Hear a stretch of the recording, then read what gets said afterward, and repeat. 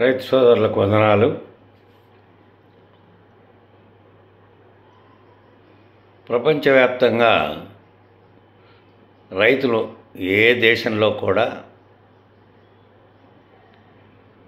తాము ఏదైతే పెట్టుబడి పెట్టామో తమ వ్యవసాయం తమకైనటువంటి ఖర్చులు వీటన్నిటిని బట్టి మార్కెట్కు సప్లై చేసేటువంటి తత్వాన్ని కలిగి ఉంటారు. వాళ్ళ రేట్లను ఫిక్స్ చేసుకొని వాణిజ్య పంటలు పండించే దేశాలైనా, సాధారణమైన పంటలు పండించే దేశాలైనా, కూరగాయ రకాలను పండించే దేశాలైనా, అమెరికా లాంటి దేశాలను తీసుకుంటే వాళ్ళు మొత్తం ఒక ఫెడరేషన్ లాంటిది ఉంటుంది. టమోటాల్లో ఒక సీజన్లో ఉత్పత్తి చేయడానికి ఎంత ఖర్చు అయింది అనేది బెరీస్ వేసుకొని ఇంత రేటు అని ఫిక్స్ చేస్తారు. అంత రేటుతో మాత్రమే పోతాయి. అవి ఎక్కువ పడినాయి రోడ్డు వైపు అనేది ఉండదు. కోల్డ్ స్టోరేజీల్లో ఇతరత్ర సౌకర్యాలు ఉన్నటువంటి వాటి చోట్ల స్టాక్ పెట్టి వాటిని మార్కెట్లోకి తరలిస్తారు. ఒకే రకమైన ధరలో ఉంటాయి. దారుణంగా పతనం కావడము లేదంటే 200 రూపాయల కిలోలు కావడం అనేది ఉండదు. అదంతా మాయాజాలపు మార్కెట్లు. అవన్నీ ఇండియా లాంటి దేశాల్లో సరే అవి నిల్వ పెట్టుకునే సౌకర్యం లేక దారుణంగా పతనం, కొరత ఏర్పడినప్పుడు రేటు పెరుగుదల అనేటివి జరుగుతూ ఉంటాయి. అక్కడ అన్ని దేశాల్లోనూ ఏమిటంటే వాళ్ళు ఏదైతే పెట్టుబడి పెట్టారో వాళ్ళన్నీ యాంత్రిక వ్యవసాయం చేస్తారు. వాళ్ళు యాంత్రిక వ్యవసాయం చేస్తారు కాబట్టి ఖర్చు చాలా తగ్గిపోతుంది వాళ్ళకి. యంత్రం కొనుక్కోవడం పెట్టుబడి పెట్టడం అనేది ఖరీదైందే, కానీ అది ఎప్పుడో దాని యంత్రం ఖరీదుతో సహా వచ్చేసి ఉంటుంది. కాబట్టి 4-5 మనుషులు ఉండే కుటుంబము అమెరికా లాంటి దేశాల్లో, ఇతరత్ర ఉండే వెస్ట్రన్ దేశాల్లో భూమి బల్లపరుపుగా ఉండి రాతి నేలలు కాకుండా ఉండేటువంటి మంచి నేలలు ఉండే దేశాల్లో వాళ్ళంతా వ్యవసాయం ఏ రకమైన గింజ వ్యవసాయం చేయని, మామూలు వ్యవసాయం చేయని, వేరుశనక్కాయలు చేయని, ఏ పంటలు పెట్టినప్పటికీ కూడా యంత్రాలే ఎక్కువ ఆధారపడి చేస్తారు. ఇక వాళ్ళకు కూడా ఎగుడు దిగుడు నేలలు, గట్టి నేలలు, ఎర్ర నేలలు, ఇతరత్ర ఉండే నేలల్లో హార్టికల్చర్ లాంటి చెట్లను వేస్తారు. మరి వాళ్ళందరికీ యంత్రాలతో చేస్తున్నప్పటికీ సమయాన్ని వాయిదా వేసుకోవాల్సిన పని లేదు. రేపు వర్షం వస్తుంది, రేపులా ఎల్లుండి వర్షం వచ్చే అవకాశాలు ఉంది, ఈరోజు దాన్ని చేయాలి అంటే యంత్రాలతో చేసేస్తారు. యంత్రాలతో చేయడం, ఆరబెట్టడం, అవసరమైతే పాలిథిన్ టెంట్ హౌస్లు లాంటివి వేసి అందులో నిలవబెట్టడం, ఒకరోజు ఆరబెట్టుకోవడం, వాటిని మళ్ళీ చెడిపోకుండా చేసుకోవడం, ఇవన్నీ ఉన్నాయి వాళ్ళకి. మరి యాంత్రికంగా అంత ఎదగలేదు. వ్యవసాయం ఎక్కువ శాతం కలిగినటువంటి దేశాలు, మళ్ళీ వాళ్ళకి ఎక్కువ శాతం లేదా అంటే వాళ్ళు 10% మందే ఆధారపడి ఉన్నప్పటికీ వ్యవసాయాన్ని పట్ల అధికోత్పత్తి చేస్తారు. కారణం ఏమిటంటే ఒక 5 మంది ఉండే కుటుంబం 150 ఎకరాల వ్యవసాయం చేస్తుంది. యంత్రాలన్నీ పెట్టుకొని ఉంటుంది. కుటుంబ సభ్యులందరూ ఇంట్లో ఉండే ముసలమ్మతో సహా ప్రతి ఒక్కరూ ఆపరేట్ చేయగలుగుతారు మిషన్లు. అత్యాధునికమైనటువంటి స్కానర్లు బిగించినటువంటి ఫ్రూట్ కలెక్టర్స్ ఉన్నాయి. ట్రాక్టర్కి బిగిస్తే అది కెమెరా కన్నుతో స్కాన్ చేసి మాగిన ఎర్రటి టమాటాలు మాత్రం బిగుతుంది, పచ్చి టమాటాలు తీయదు. అది అంత టెక్నాలజీ పరంగా అది డెవలప్ అయి ఉన్నారు. మనం టెక్నాలజీ పరంగా డెవలప్ అయ్యలేము. వాళ్ళు వేరుశనగ ఒకేసారి 20 మీటర్ల వెడల్పుతో దున్నుతూ పోతుంటే అందులోకి లాగినటువంటి కాయల్లోంచి, చెట్లలోంచి కాయలు తీసేసుకొని మిగిలిన పిప్పిని ఒకవైపుకు, కాయలు ఒక డ్రమ్ములోకి పోయి పడుతూ ఉంటాయి. ఒకేసారి కొన్ని గంటల వ్యవధిలో తీసుకెళ్ళి కాయలను ఎండబోసుకోవడమే. మనకేమో పీకడం ఒక ప్రాసెస్, అది ఎండబెట్టడం ఒక ప్రాసెస్, దాన్ని మళ్ళీ కుప్పేయడం, మిషన్లో ఆడించడం, వేరు ప్రాసెస్లు అవుతున్నాయి. వాళ్ళు ఒకే గంటలో అన్ని ప్రాసెస్లు ముగించి వాటిని ఎండబెట్టుకొని మార్కెట్కి తరలించే సౌకర్యం వాళ్ళకుంది. మరి ఆధునిక సౌకర్యాలు ఎవరు కల్పిస్తారు? ప్రభుత్వంలో ఉన్నటువంటి వాళ్ళు వేరు. ఒకప్పుడేమో ఎవరైతే వ్యవసాయదారులుగా ఉంటారో 90% మంది వాళ్ళు గవర్నర్లు కానీ, లేకపోతే వాళ్ళు రాష్ట్రాధిపతులు, ముఖ్యమంత్రులు, మంత్రులు, శాసనసభ్యులు, ఇతరత్ర ఎవరైనా ఏ పదవిలో ఉన్నా వాళ్ళు గ్రామీణ స్థాయిలోంచి వ్యవసాయదారులుగా ఎదిగి ఒక ప్రాంత భూస్వామిగానో ఎదిగానో ఉండి రాజకీయ నాయకుడై మళ్ళీ పాలించే స్థితికి పోయేవాళ్ళు. వాళ్ళకు కొంచెం అవగాహన ఉండేది. రాను రాను ఏమైందంటే భారతదేశం లాంటి దేశాల్లో, పాకిస్తాన్ లాంటి దేశాల్లో, చుట్టుపక్కల ఉన్న ఆసియన్ కంట్రీస్లో వచ్చినటువంటి దేశాల్లో నాయకుడు అనేవాడు దండిగా డబ్బు ఉండడము, బ్లాక్ మనీ ఉండడము, బాగా దౌర్జన్యం చేయగలగడము, ఇటువంటి అర్హతలు కలిగినటువంటి వాళ్ళు రాజకీయాల్లోకి రావడం ఎక్కువైంది. గుండాలుగా ఉన్నటువంటి వాళ్ళు ఓ ప్రాంతాన్ని సైతం మొత్తం బెదిరించగలిగిన ఆధిపత్య ధోరణి ఉండేవాళ్ళు వచ్చారు రాజకీయాల్లోకి. కాలేజీలు పెట్టిన వాళ్ళు, వ్యాపారాలు చేస్తున్నటువంటి వాళ్ళు, కాంట్రాక్టర్లుగా ఉన్నవాళ్ళు, రియల్ ఎస్టేట్ చేసిన వాళ్ళు, బాగా బ్లాక్ మనీ ఉన్నవాళ్ళు వీళ్ళంతా. ఎందుచేత సరే ఈ డబ్బుల్ని పెట్టుబడి కాబట్టి రాజకీయ నాయకులై ఇంకా కావాల్సింది డబ్బు అన్నీ ఉన్నాయి, కీర్తి రావాలి, దాని ద్వారా పదవి రావాలి. ఆ పదవి వస్తే మరింత ఇప్పుడున్నదాన్ని పోగొట్టుకోకుండా పన్నులు కట్టకుండా ఎగ్గొట్టాలి, అక్కడ వచ్చిన దాన్ని ఇంకా సంపాదించాలి.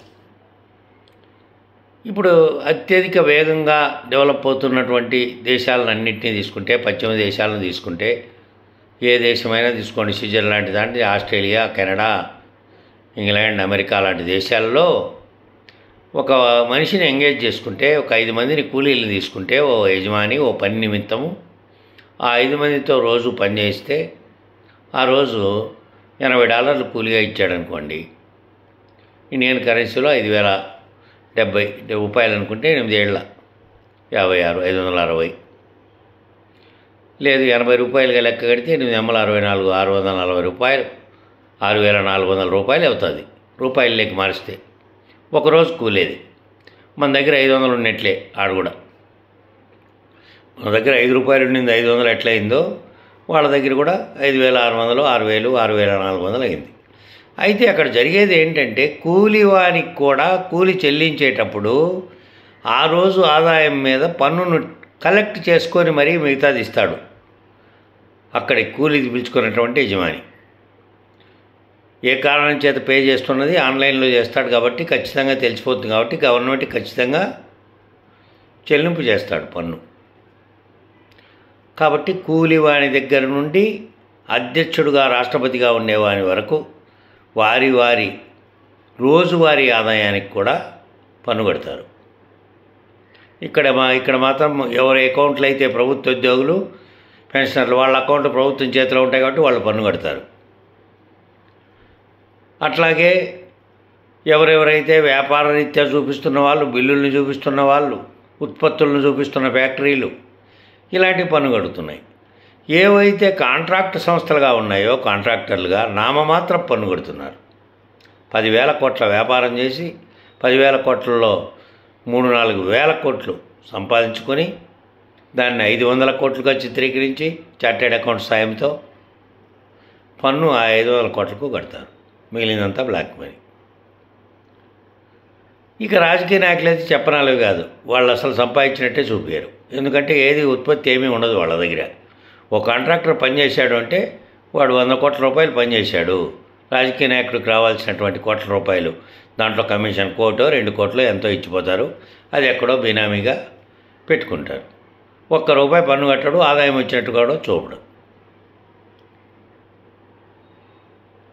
ఎవరో కొందరు మాత్రమే ఆ కొంత చూపించకపోతే ఎట్లా? గతంలో 10 రూపాయలు కూడా లేదు మన దగ్గర. 20 ఏళ్లలో వందలాది కోట్లు ట్రాన్సాక్షన్లు చేయబడుతుంది అని చెప్పి వాళ్ళు ఏం చేస్తారంటే ఏవో వచ్చినట్టు కాంట్రాక్ట్లు చేసినట్టు చూపించినట్టు బోగస్ లెక్కలు చూపించి 10 కోట్లు ఇన్కమ్గా చూపించి దానికి కడతారు పన్ను.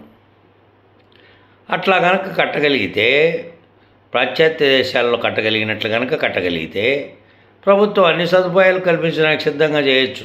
ఇక్కడ కూడా రైతులకు కానీ ఇతరత్ర సౌకర్యాలను కానీ. ఇక్కడ ఎవరు కట్టరు. కట్టకపోయినప్పటికీ ఓట్లను దృష్టిలో పెట్టుకొని అడగకపోయిన స్కీములన్నీ పెడుతూనే ఉంటారు. వాళ్ళని అడుక్కునే వాళ్ళుగా మార్చడం, వీళ్ళ మీద ఆధారపడి జీవించేటట్టుగా మార్చేయడం వాళ్ళను. ఆ గతి కల్పిస్తున్నది ఎవరు అంటే ప్రభుత్వమే. దానికి కారకులైన వాళ్ళు ఎవరు అంటే ప్రజల మనస్తత్వము, ప్రజలు సరైన పనులు కట్టకపోవడం, రాజకీయ నాయకులుగా ఉన్నటువంటి వారు సమగ్ర అభివృద్ధి, దేశాన్ని అభివృద్ధి చేయగలిగితే ఫండమెంటల్గా అంటే ప్రాథమిక స్థాయిలో నుంచి ఆలోచించి ఒక పునాది వంటి అభివృద్ధిని చేయగలిగితే ఇక అది అట్లే డెవలప్ అయితే పోతుంది. అసలు పునాది వేయరు. పునాది వేయకుండా ఏదో తాత్కాలికమైనవన్నీ కల్పిస్తూ అట్లే వ్యవస్థను వాళ్ళకు అనుకూలమైనటువంటి ఓటర్లు ఎక్కడెక్కడున్నారు ఆ ఓట్లను దృష్టిలో పెట్టుకుని మాత్రమే ప్రతి స్కీము, ప్రతి పనులు ఉంటాయి.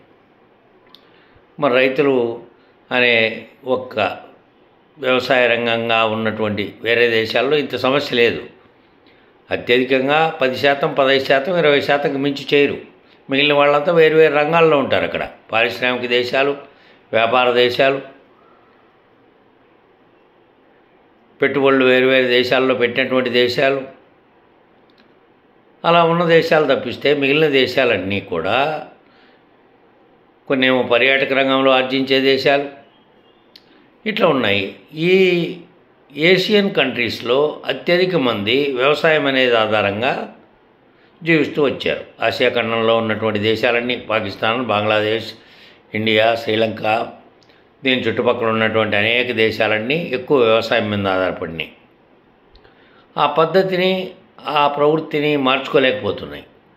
ఎవరో వాళ్ళ పిల్లలు చదివి కొంతమంది దేశాలకు ఎక్కడెక్కడో పోయి చదువుకుంటూ ఉద్యోగాలు తెచ్చుకుంటూ ఉన్నప్పటికీ మిగిలిన వాళ్ళంతా అత్యధిక మంది వ్యవసాయం అనే ప్రధానాంశంగా వాళ్ళు ప్రధాన వృత్తిగా కలిగి ఉన్నారు. ఆ ప్రధాన వృత్తిగా కలిగి ఉన్న వాళ్ళు కొంచెం మార్పు చెందినప్పటికీ యాంత్రికీకరణ అనేది అన్ని స్థాయిల్లో జరగలేదు. జరిగే చోట్ల, దానికి అనువైనటువంటి భూములు ఉండే చోట్ల, కొన్ని రాష్ట్రాలు ఉత్తర భారతదేశంలో, కొన్ని నదీ తీర ప్రాంతాల్లో మెత్తగా ఉన్నటువంటి భూములు ఉండే చోట కొన్ని ప్రాంతాల్లో యంత్రాలు పనిచేస్తున్నాయి. అన్ని ప్రాంతాల్లోనూ యాంత్రికీకరణ పనిచేయదు.